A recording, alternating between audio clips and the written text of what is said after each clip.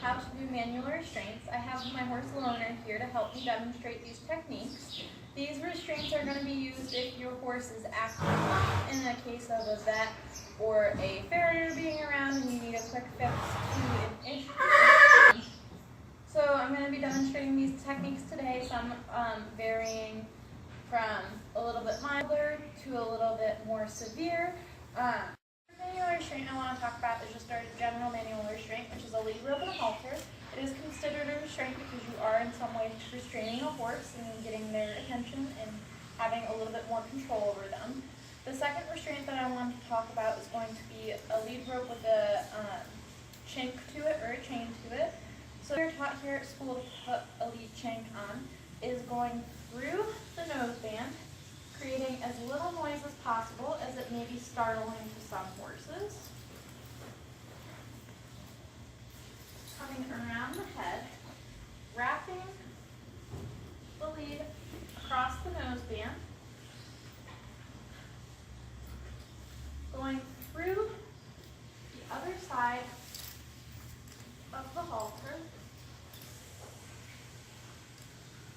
and then clipping it up here on this little circular piece of the halter, making sure that the clip is facing away from the horse as we don't want that digging into their face. And then you're going to take the excess of your lead rope and you're going to just make sure that the chain is nice and snug across the nose. The reason that we wrap it around the halter is if you do not wrap it around the halter, the shank of the chain can fall and end up under their chin. Or be careful with the lead shank as you can damage the cartilage of their nose if you are pulling on it and yanking excessively on it. The manual restraint that I'm going to be showing is a lip chain. So again, we're going to go through this loop of the halter. Instead of wrapping it around like we did last time, we're not going to wrap around the chain around the noseband, as we want it to fall to get under and into his lip. So again, we're going to put it up here on the circular piece of the halter, and putting the buckle outside so that it's not touching him at all. And then I'm going to take the chain portion of my shank and I'm going to put it under his gums using my fingers and make sure it is on the top portion of his lip or gum, depending on how you look at it. And I'm going to make sure that my chains are nice and flat, and then I'm going to gently pull downward just so it's nice and snug around him. You're never going to want to shake a horse with this or do any quick movements as it can tear the gums and be quite painful to them. You're just going to want to have a nice steady pressure on it, and as you can see, it creates a little bit of a distraction for them, which will help you get your task done.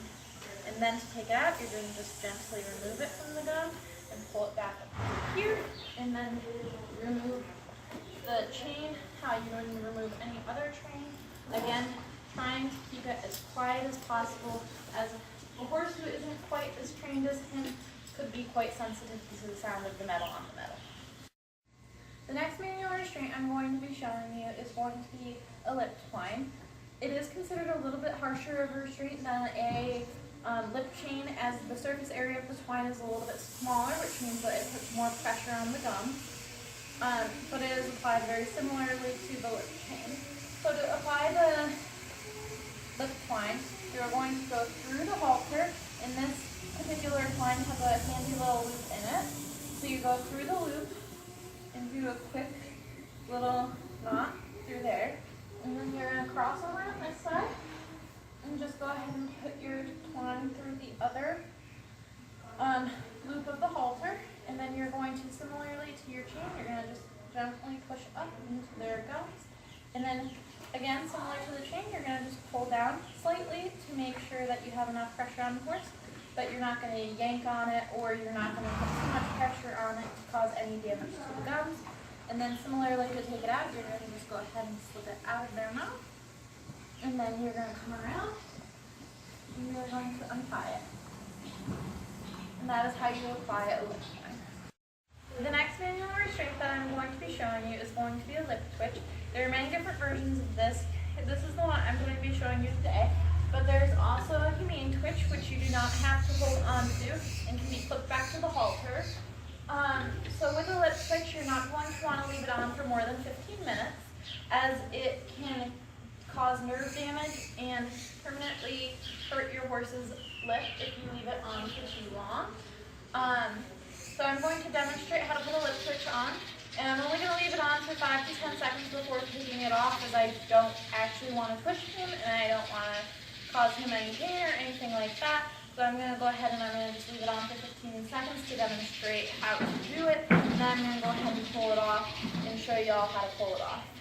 So you're going to put 4 fingers in, leaving your pinky out, and then you're going to push the twine over his lip after you've grabbed his lip, and you are going to put on the twitch fairly tight around his lip so that it can hold on and not fall off mid-round. And then you're going to let go and hold up the base of your twitch so that you have a good grip on it. And as you see, to let go, I just went ahead and twisted.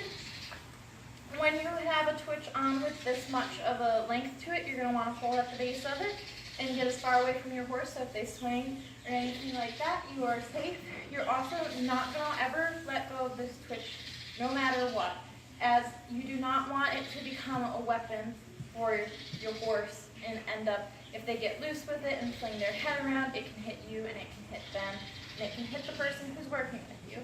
Another thing is that you never want to do a twitch on cross ties, as it can just become a very, very dangerous situation for both you and your horse. But there are the basics of how to apply a twitch. The best time to use a leg lift is when you can use a front extremity to utilize this particular manual restraint. So you're going to go ahead and ask for the foot, like you're picking the foot, and then you're going to take the foot and cradle it and really hold it so that the horse can't get away from you, and really pull it up towards you, and you're going to hold it and make sure that the horse can't let go unless you let it go. You're always going to want to use the foot on the same side. So if you're doing work on the back left, you're going to want to use the front left, and if you're doing work on the back right, you're going to want to use the front right. You have somebody working on hind end or front end type of injuries or ailments, and the horse is acting up. So you're going to, the manual restraint that I'm going to be demonstrating is going to be a shoulder roll. This is going to be one that you're not going to be able to use for long, as you won't have the muscles in your hand to use it for too terribly long, but it's good to get the horse's attention back on you, or for short procedures. So when using a shoulder roll, you're going to want to make sure that your fingernails are fairly well trimmed, as you don't want to stab your horse with your fingernails while doing this manual restraint on them. So when doing this restraint, you're going to go ahead and you're going to come in at the shoulder, and you're going to go under the skin and under the muscle, and you're going to take the muscle and you're going to roll it in your hand.